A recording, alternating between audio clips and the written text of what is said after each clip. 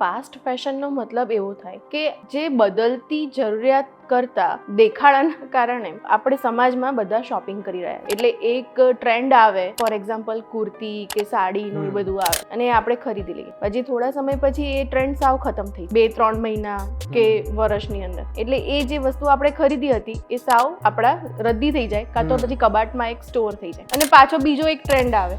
જેમાં આપણે ફરીથી શોપિંગ કરીએ, એટલે એ એક સાયકલ ચાલુ રહે. હવે એ સાયકલ ચાલુ રહે એની માટે થઈને પ્રોડક્શન પણ એટલું થાય, તમારા એટલે કે ગ્રાહક સુધી પહોંચવા માટેની આખી સાયકલ એક ઊભી થાય, એટલે કે એનું ઉત્પાદન થાય, વિક્રેતાઓ સુધી પહોંચે, વિક્રેતાઓથી તમારા સુધી પહોંચે અને એમાં ટ્રાન્સપોર્ટનો યુઝ થાય. જ્યારે ઉત્પાદન થાય છે ત્યારે આપણે જાણીએ છીએ કે કોઈ પણ રીતના એમાં કલર્સનો, કેમિકલ્સનો, પ્રિન્ટિંગનો જે પણ ખર્ચ છે, જ્યારે એ બની રહ્યું છે ત્યારે વીજળીનું જે પણ એમાં ઉપકરણનો યુઝ થાય છે, એટલે આ બધાના કારણે એમાં ઉત્પાદનના તો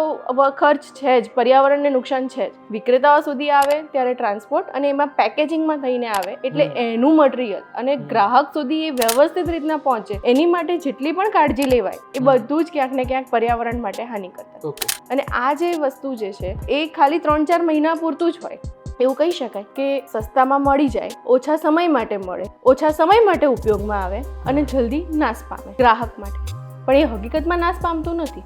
પર્યાવરણ ઉપર તો એની મોટી ઇમ્પેક્ટ કરે છે. અને આ ટ્રેન્ડ ઘડીએ પડીએ બદલાતો જતો હોય, જેને આપણે ફાસ્ટ ફેશન વર્લ્ડ કહીએ છીએ.